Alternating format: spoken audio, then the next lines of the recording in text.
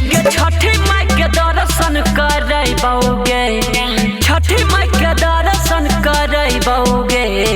पटना के घाट पर घुमाबौगे, पटना के घाट पर घुमाबौगे। संगे छुर छुरी जरबौगे, संगे छुर छुरी जरबौगे। पटना के घाट पर घुमाबौगे, पटना के घाट पर घुमाबौगे।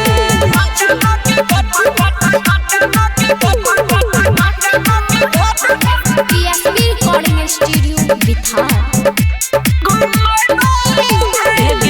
बुलेट लेके अइबौगे रानी हमे तोरा घर गे। रूपा पैसा के टेंशन नहीं लीहे, छियो फॉर्मेन ला भर गे, छियो फॉर्मेन ला भर गे।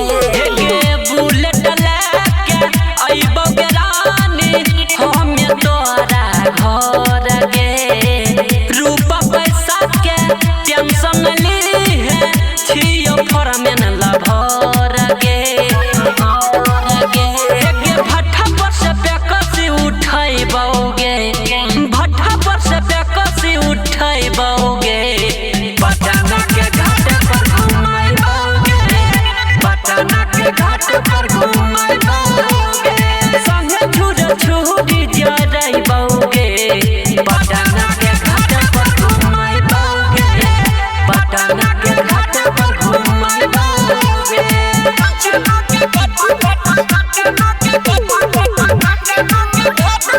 अभी हम सुन रहे हैं मैथिली स्टेशन से।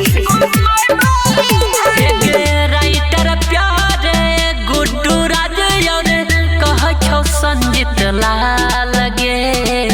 सब मिल के अब रील्स बनैबै, सहजल छै पंडाल गे, सहजल छै पंडाल गे। राइटर प्यारे गुड्डू राज और कह छौ खुशी लाल गे। सब कोई मिल के रील्स बनैबै, सहजल छै पंडाल गे। KGF सिनेमा देखैबौगे, KGF सिनेमा देखैबौगे। पटना के घाट पर घुमाबौगे, पटना के घाट पर घुमाबौगे। संगे छुर छुरी जरबौगे, पटना के घाट पर घुमाबौगे, पटना के घाट पर घुमाबौगे। PSP recording studio बिथार।